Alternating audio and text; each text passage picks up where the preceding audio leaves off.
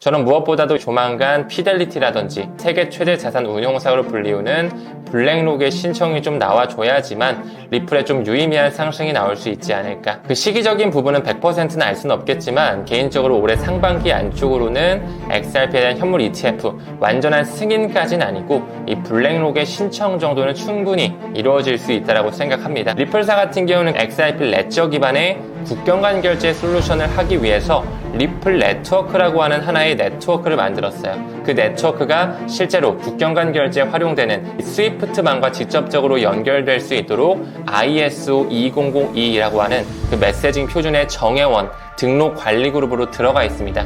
그 부분이 우리가 리플을 중장기적으로 가져가야 되는 부분이다. 무엇보다 올해 7월과 11월 연말까지 해가지고 ISO 2002 그 기득권 세력들이 제정한 새로운 금융 표준이 탑재되고 완전히 공존하는 시대가 열리기 때문에 무엇보다도 XRP에 대한 효용성, 유틸리티 자체가 엄청나게 커질 것이다. 네, 안녕하세요. 네, 리플 빅뱅의 저자이자 현재 타임 레버리지 채널 운영하고 있는 문창훈이라고 합니다. 이렇게 또 인사드리게 돼서 반갑습니다. 네, 일단 아직까지 리플과 SEC의 소송이 100% 완벽하게 끝났다라고 보기엔 어렵습니다. 물론 SEC의 세대 교체가 이뤄지고 기조가 변화하면서 리플에 대한 항소를 철회하고 리플도 지금 교체 항소를 취하한 거는 맞지만 아직까지 완전한 법원의 판결 그리고 그 1억 2,500만 달러라고 하는 벌금을 어떤 식으로 낼지, 뭐 리플로 낼지, 달러로 낼지, 그리고 혹시라도 그 벌금을 조금 더 소폭 하향 조절할지 아직까지 그 부분에 대해서는 합의점이 도출되지 않았기 때문에 완벽하게 끝나지는 않았다. 이렇게 좀 볼 수가 있고 무엇보다도 최근에 이제 SEC가 뭐 바이낸스 소송이나 코인베이스 소송, 크라켓 소송 등등 많은 소송들을 중단시키고 소송을 취하하면서 리플도 항소를 취하했다 보니까 가격적인 상승을 좀 기대했었는데 사실 한 10% 정도밖에 못 올랐기 때문에 많은 개인 투자자 입장에서는 좀 실망감이 있을 수밖에 없는 상황이었거든요. 하지만 앞으로 이제 4월 중순에 완전한 법원 판결이 앞두고 있고 하지만 이제 4월 중순 완전한 법원 판결을 앞두고 있고 조만간 이제 규제에 대한 명확성 그리고 무엇보다도 SEC의 차기 위원장인 폴 애킨스가 최근에 이제 상원 인준 청문회 마쳤고 조만간 취임 이제 빠르면 5월 초 정도로 생각되고 있거든요. 그렇게 또 위원장까지 바뀌게 되면 규제에 대한 명확성은 사실 따놓은 당상이고 시간 문제라고 생각하고 있습니다. 그렇기 때문에 현재 리플 XRP에 대한 투자 방향성 굉장히 고무적으로 긍정적으로 볼 수 있는 상황이고 아직은 많이 트럼프의 관세 정책 때문에 좀 눌려 있다. 이렇게 결론 드릴 수 있을 것 같습니다. 네, 사실 리플 같은 경우는 이미 전 세계를 아우르는 송금 회사라든지 국경 간 결제 기업들과 파트너십을 굉장히 끈끈하게 맺고 있거든요.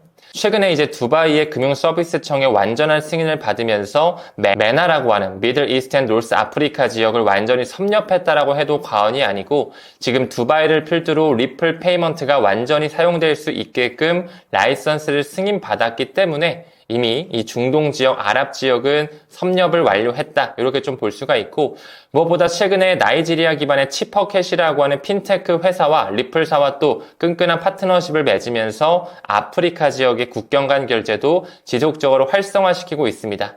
그리고 최근에 또 일본의 오픈하우스라고 하는 부동산 대물급 기업과 함께 리플 XRP의 결제를 허용하면서 이제 일본의 부동산을 리플로서 직접 결제해서 구매할 수 있는 환경이 만들어졌다. 또한 뭐 스위스의 스위스 골드라고 하는 귀금속 업체, 뭐 실물금이라든지 은이라든지 구리와 같은 그런 귀금속들을 실제로 리플로 결제해서 매수할 수 있는 그런 상황이 실제로 연출되어 있거든요. 근데 앞으로 이제 XRP를 활용한 국경 간 결제뿐만 아니라 실물 자산의 토큰화 영역에서도 리플이 꾸준하게 채택이 되면서 결제 효율성의 극대화를 가져올 것이다. 이렇게 바라보고 있습니다. 네, 현재 정말 많은 회사에서 XRP에 대한 현물 ETF 신청을 했거든요. 미국 기반의 위즈덤 트리라든지 21 시어즈, 카나리 캐피탈 등등 많은 미국 기반의 자산 운용사에서 실제로 XRP 현물 ETF를 만들고자 SEC에 신청을 하고 있습니다. 과거에는 SEC가 지속적으로 그 신청을 거절하고 반려만 했다면 지금은 이제 신청을 받아들이면서 조금 시간 끌기를 하고 있거든요. 저는 무엇보다도 이제 조만간 피델리티라든지 그리고 세계 최대 자산 운용사로 불리우는 블랙록의 신청이 좀 나와줘야지만 리플에 좀 유의미한 상승이 나올 수 있지 않을까. 그 시기적인 부분은 100%는 알 수는 없겠지만 개인적으로 올해 상반기 안쪽으로는 XRP에 대한 현물 ETF 완전한 승인까지는 아니고 이 블랙록의 신청 정도는 충분히 이루어질 수 있다고 생각합니다. 물론 블랙록이 신청을 하기 위해서는 어느 정도의 이 규제의 규제에 대한 명확성은 좀 있어줘야 되기 때문에 4월 중하순서부터 한 5월 달까지는 우리가 그 시기를 눈여겨볼 필요가 있지 않을까 생각하고 있습니다. 일단 이 부분에 대해서 설명드리기에 앞서서 리플 XRP에 대한 개념을 우리가 확실히 그 컨셉을 잡고 갈 필요는 있습니다. 일단 리플사는 하나의 회사죠. 블록체인 결제 회사로서 샌프란시스코에 본사를 두고 있고요. 그 리플사에서 2012년도에 만든 하나의 블록체인, 퍼블릭 블록체인 레이어 1이거든요. 바로 리플 원장이라고 하는 XRP 레저입니다. 그 안에서 디지털 네이티브 토큰으로서 활용되는 코인이 바로 지금 우리가 업비트나 빗썸 같은 데서 투자하고 있는 XRP, 리플 코인이거든요. 일단 이 섹터가 좀 다르다는 걸 좀 인식을 해주셨으면 좋겠고, 리플사 같은 경우는 그 XRP 레저 기반의 국경 간 결제 솔루션을 하기 위해서 리플 네트워크라고 하는 하나의 네트워크를 만들었어요. 그 네트워크가 실제로 국경 간 결제에 활용되는 그 스위프트망과 직접적으로 연결될 수 있도록 ISO 2002라고 하는 그 메시징 표준의 정회원 등록 관리 그룹으로 들어가 있습니다. 그 부분이 굉장히 우리가 리플을 중장기적으로 가져가야 되는 부분이다. 이렇게 좀 정리드려서 말씀드릴 수 있을 것 같고, 무엇보다 올해 7월과 11월 연말까지 해가지고 그 ISO 2002 그 기득권 세력들이 제정한 새로운 금융 표준이 탑재되고 완전히 공존하는 시대가 열리기 때문에 무엇보다도 XRP에 대한 효용성, 유틸리티 자체가 엄청나게 커질 것이다. 이렇게 좀 바라보고 있습니다. 일단 XRP를 좀 장기적으로 가져가기 위해서는 반드시 분별력 있는 눈이 좀 필요하다고 생각이 들거든요. 사실 많은 한국 사람들이 XRP에 대해 열광하는 이유는 저는 개인적으로 그만큼 많이 공부를 수반하셨고 XRP에 대한 기술적 가치, 펀더멘탈에 대한 확신이 있으시기 때문에 그만큼 리플에 집중적으로 투자를 하신다고 생각을 해요. 근데 그럼에도 불구하고 리또속이라는 말이 왜 나왔을까를 생각하면 그만큼 언론 플레이가 굉장히 심한 코인 중에 1등이 바로 또 리플 코인입니다. 그러니까 한마디로 호재가 많이 나옴에도 가격이 눌러왔던 기간도 굉장히 길고 그만큼 거짓 기사로 불리우는 퍼드성 기사가 많이 나오는 코인이 또 리플 코인이기 때문에 또 많은 공부가 좀 수반되어야 된다라고 좀 말씀을 드릴 수 있을 것 같아요. 지금 아직까지 트럼프의 관세 정책으로서 무역 전쟁에 대한 불확실성이 크다 보니까 뭔가 리플 XRP에 대한 가격이 $2 밑으로 떨어질 수 있다. 2,800원, 2,500원 밑으로도 떨어질 수 있다. 이런 식의 여러 가지 분석치도 나오고 리플사가 물량을 너무나 많이 가지고 있기 때문에 절대 가격이 오를 수가 없다라든지 작년 도널드 트럼프가 취임하고 나서 이미 5배에서 6배 정도 올랐기 때문에 이미 다 선반영되어 있다라고 이렇게 말씀하시는 부분도 계시겠지만 우리가 조금 더 XRP에 대한 어떤 그 차트적 패턴을 입체적으로 볼 필요가 있고 무엇보다도 앞으로 이 금융 생태계가 변화하는 부분에 있어서 블록체인이 왜 나왔으며 실제로 비트코인이 나온 그 본질을 해치우고자 하는 그 코인의 유틸리티가 XRP가 가져갈 수 있다라는 것에 집중을 하게 되면 사실상 더욱더 장기적으로 가져가야 되는 것에 대한 확신을 가질 수가 있거든요. 그렇기 때문에 투자 시 굉장히 중요하게 바라봐야 되는 것은 무엇보다도 리플에 대한 개념 공부와 어떤 식으로 그 결제 메커니즘이 일어나면서 XRP가 브릿지 통화로 활용이 되는지 지금 현재 스테이블 코인 시대가 점점 준비되어지고 있고 결론적으로 CBDC 세상이 올 텐데 그때 리플의 역할은 어떻게 이루어질지 이런 쪽에 좀 포커스를 맞추시면서 좀 중장기적 투자 이어가시길 권장드리고 싶습니다. 네, 사실 아직까지도 도널드 트럼프를 필두로 한 관세 정책, 이제는 무역 전쟁이라는 워딩까지 나오면서 코인 시장뿐만 아니라 미국 증시 또한 굉장히 지지부진한 흐름을 보여주고 있거든요. 하지만 이는 그 기득권 세력들, 특히나 도널드 트럼프와 스콧 베센트라고 하는 재무장관의 그 의도가 굉장히 지금 잘 묻어나게끔 시나리오가 연출되고 있습니다. 무엇보다 지금 현재 관세 정책으로서 경기 침체 우려 이슈가 나오고 있잖아요.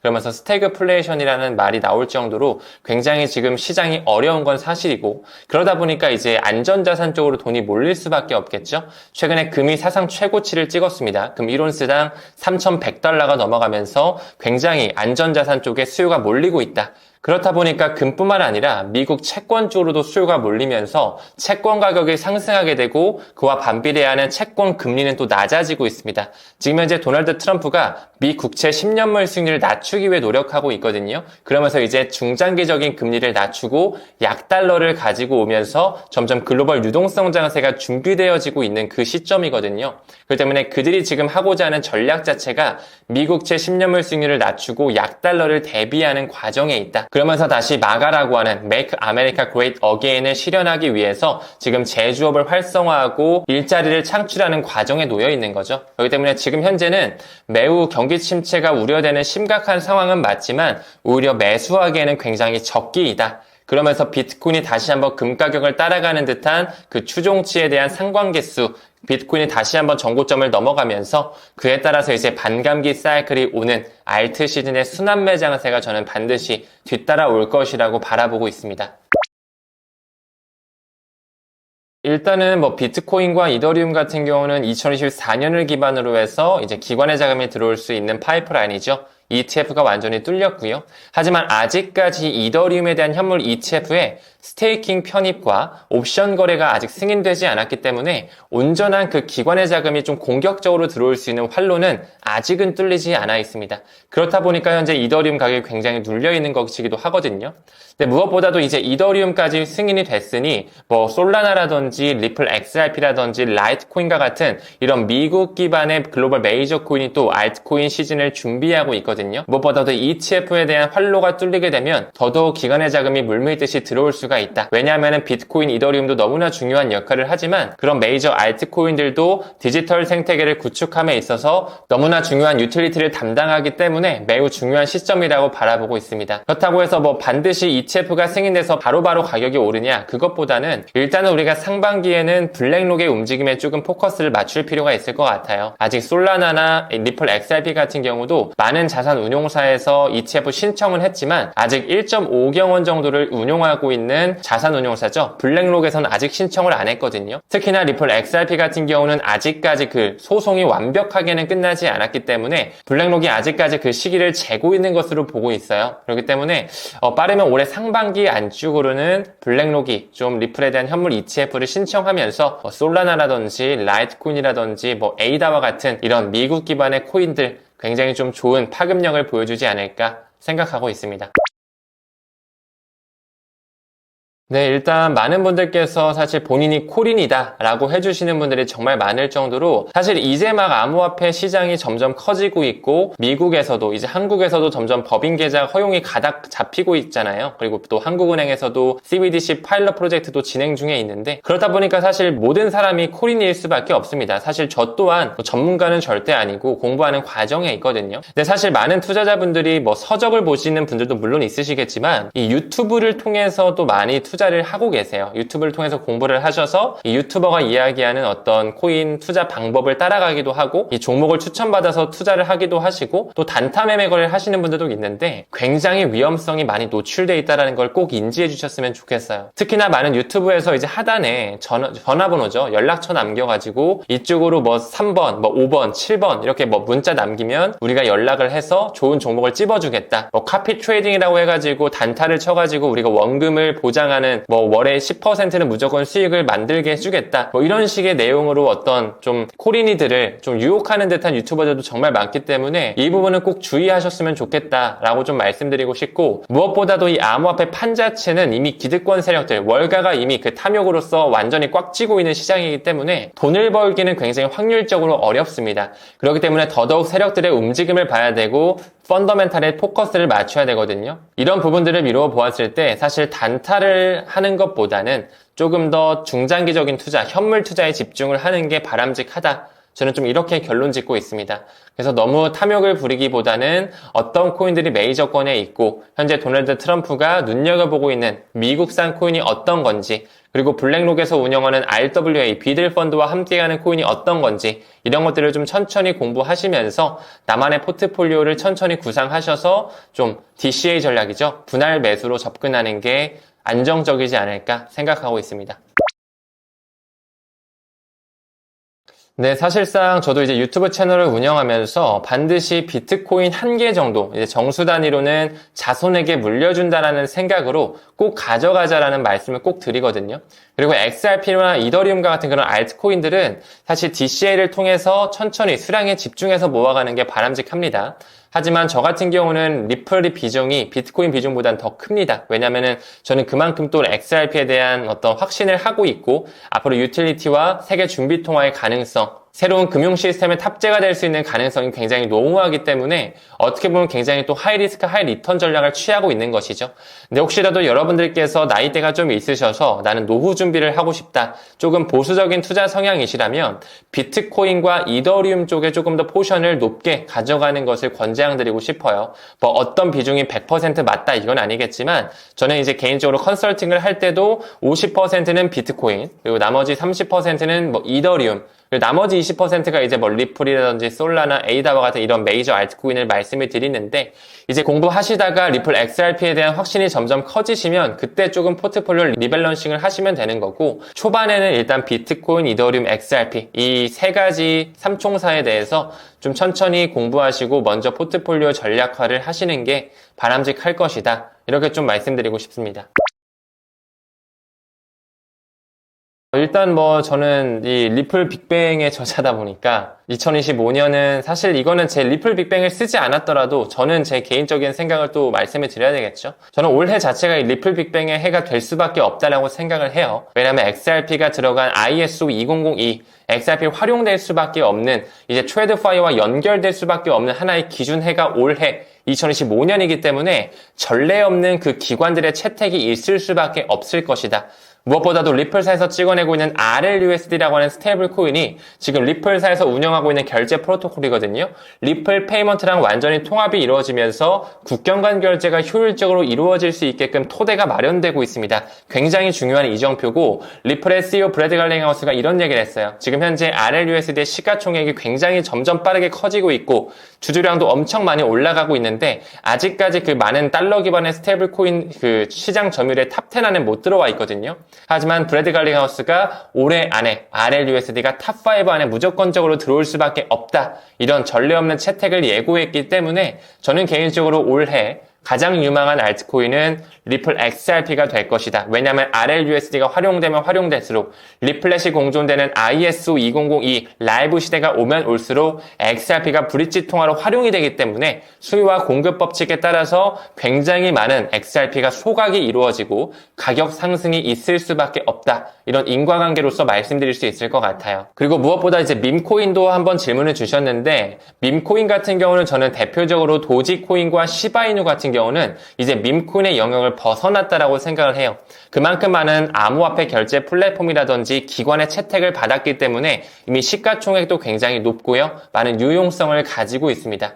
무엇보다도 조금 더 내려가서 앞으로 조금 더 커질 수 있는 밈코인이 뭐가 있냐 생각해 봤을 때는 저는 한 2가지 정도 말씀드리고 싶거든요. 페페와 봉크 정도. 왜냐하면은 지금 많은 기관의 채택을 이미 조금씩 받아가고 있고, 뭐 HKVAC라고 하는 두바이 쪽, 인도 중국계 그 컨소시엄에서도 이미 인정하고 있고, 인터컨티넨탈 익스체인지라고 하는 굉장히 큰 거래소 그룹 기반의 벡트라고 하는 거래소, 지금 현재 트럼프 미디어와도 어느 정도 유착 관계가 있는데 그 거래소 플랫폼에서도 봉크라든지 페페를 인덱스로 활용하고 있어요. 물론 도지와 시바도 활용하고 있지만 지금 뭔가 새롭게 떠오르는 밈코인으로서 페페라든지 봉크 정도는 좀 말씀드릴 수 있지 않을까 생각이 듭니다.